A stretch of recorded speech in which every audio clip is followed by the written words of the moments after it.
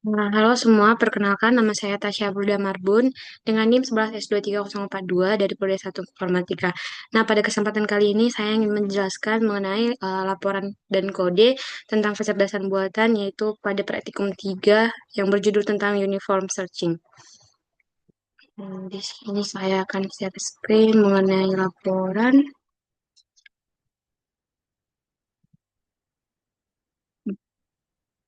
Ini adalah laporan saya di mana ada tugas yang diminta yaitu tentang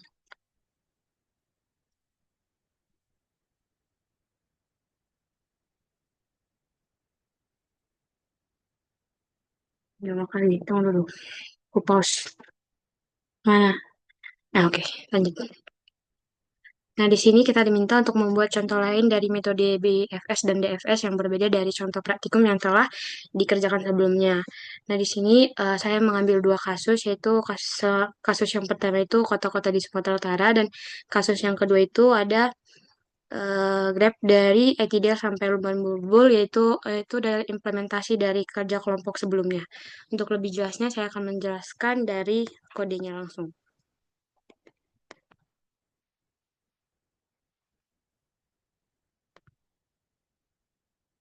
Nah, dimulai dari kasus yang pertama, ini tentang kota-kota di Sumatera, di mana pada kode ini pertama itu kita mengimpor CDQ-nya dari model collection. Nah, CDQ-nya itu dipakai untuk membuat antrian yang cepat karena operasi uplift-nya itu jauh lebih efisien daripada menghapus elemen pertama dari list biasa.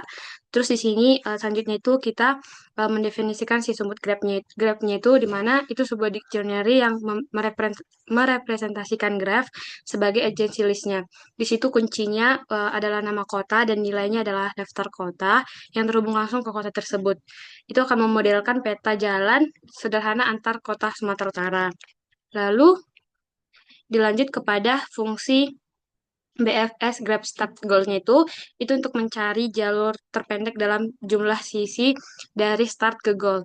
Nah, itu akan menyimpan dua hal, yaitu yang pertama visit, itu berisi tentang urutan kota yang pertama kali kita lihat, dan CQ-nya itu untuk menyimpan jalur-jalur sementara.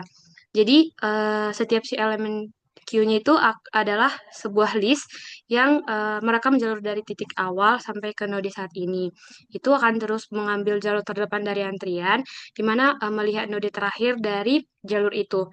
Kemudian, dan bila nanti belum dikunjungi, si koordinatnya akan menandainya.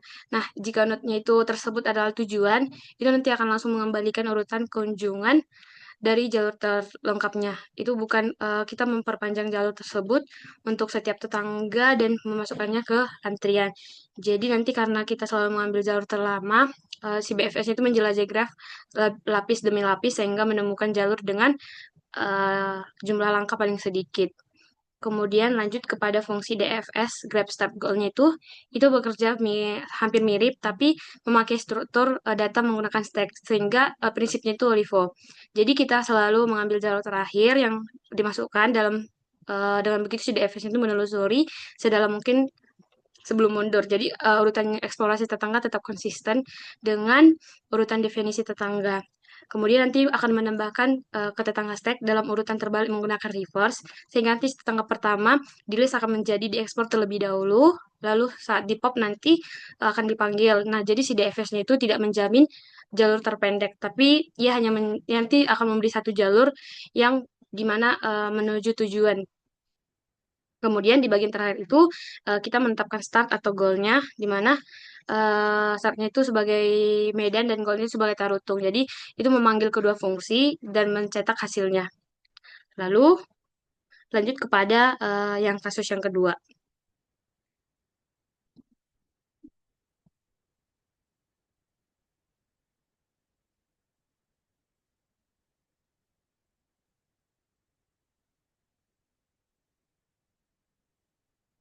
Nah, pada kasus kedua ini programnya itu mencari jalur dari kampus ITDL menuju Lumban Bulbul dengan dua algoritma.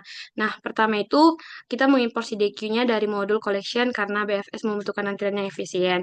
Selanjutnya, kemudian nanti kita buat graph-nya itu dengan berbentuk dictionary di mana setiap kunci bernama ini adalah nama lokasi dan nilainya itu adalah daftar lokasi yang langsung terhubung. Misalnya itu nanti Node ITDL terhubung dengan simpang, kemudian ke bundaran dan lapangan. Jadi si fungsi BFS-nya itu bekerja dengan pendekatan antrian, lalu nanti dimulai dari node awal, lalu menelusuri semua tetangga di lapis pertama, kemudian lapis kedua dan seterusnya dilanjut ke seterusnya. Jadi nanti setiap jalurnya itu yang sedang dibangun disimpan ke dalam antrian. Begitu juga menemukan tujuan, fungsi langsung mengembalikan jalur terpendek dari si urutan kunjungan. Kemudian fungsi DFS-nya juga hampir sama, di mana itu tetapi menggunakan stack. Jadi artinya itu kita menelusuri sedalam mungkin ke satu arah sebelum mundur. Nanti jalurnya itu disimpan di stack dan setiap kita nanti pop di jalur terakhir itu kita periksa apakah jalur mencapai tujuan. Nah, jika tidak nanti akan menjamin di jalur terpendek, tetapi itu akan menemukan sebuah jalur yang valid.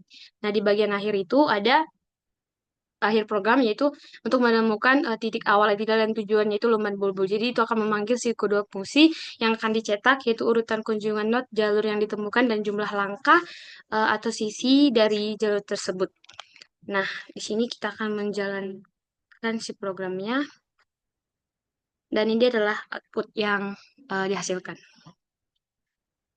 Demikian penjelasan yang bisa saya jelaskan dari praktikum 3. Jika ada kesalahan, saya mohon maaf. Terima kasih.